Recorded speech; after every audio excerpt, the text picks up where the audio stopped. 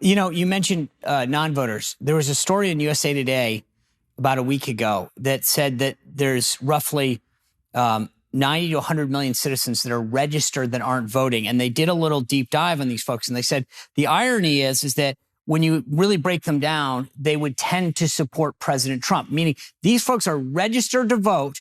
They're just not voting. But I want to read you a part of this. It said the irony of ironies. When the unlikely voters were asked why they were registered but not voting next year, about 13% used the words election is rigged, corruption, unfair, don't like the voting process, mail-in ballots. These have been Trump's words the past 5 years, and the very people that could elect him have totally soured on elections and voting. So this is USA Today, a liberal newspaper, saying that the Trump message is in some way inhibiting a lot of registered voters from actually casting a ballot from him because his message seems to be deterring them. So number one, are you doing anything to get these folks? And number two, how can we turn these people out?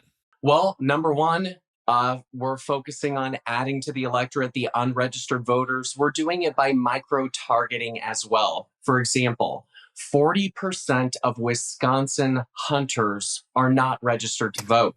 So it's about finding what is the issue that appeals to the voter. Because I can't just come out to people and talk about illegal immigration if Second Amendment is their issue.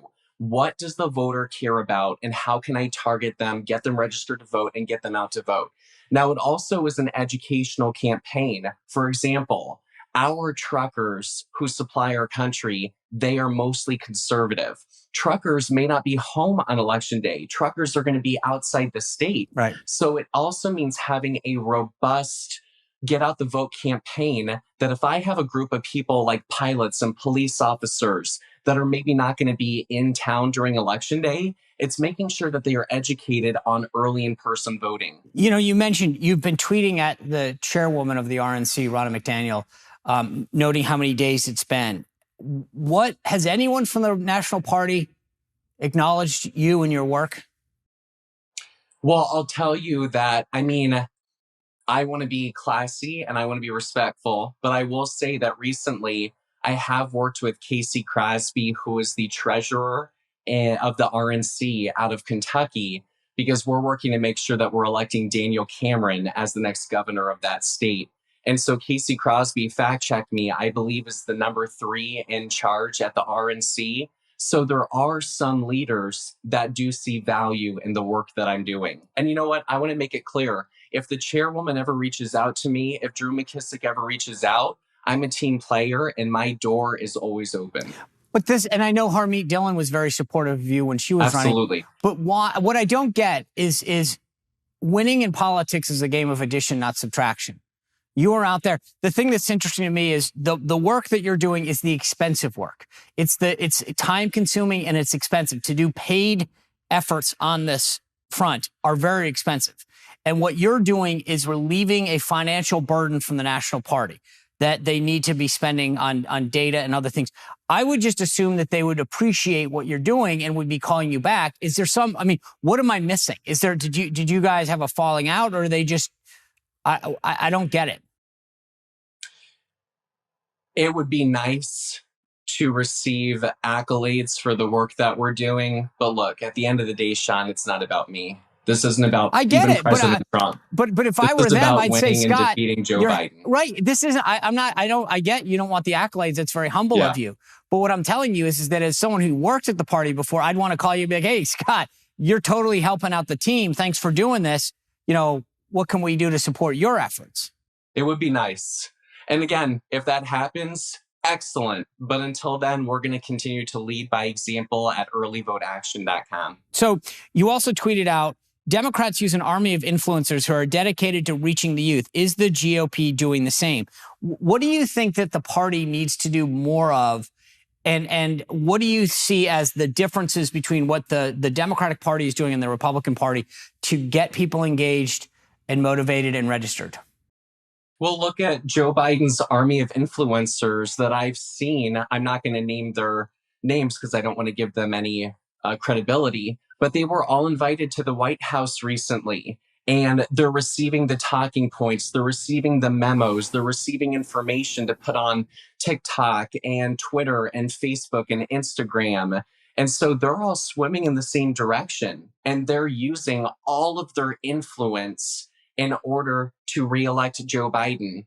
And they have a message for the youth. But I will tell you, Sean, having just spent the last 3 days at two different universities that are supposed to be liberal here in the Commonwealth of Pennsylvania, the issues that I'm seeing is young people care about the unaffordable nature that we're experiencing. Gas is too high, food is too high, inflation, they can't buy a car. They want to raise a family. They don't want the sexualization of children. They don't want the illegal immigration that we just had an illegal immigrant on the loose here in the Commonwealth of Pennsylvania. They don't want the censorship. And so and they want freedom. They don't want the lockdowns. They don't want the mask mandates. But nobody is talking about these issues. Nobody is giving this package to the youth. And that's why, in part, I'm doing this work, because I'm not seeing it from the party. I'm not seeing it from the RNC. And that means that we have to do it.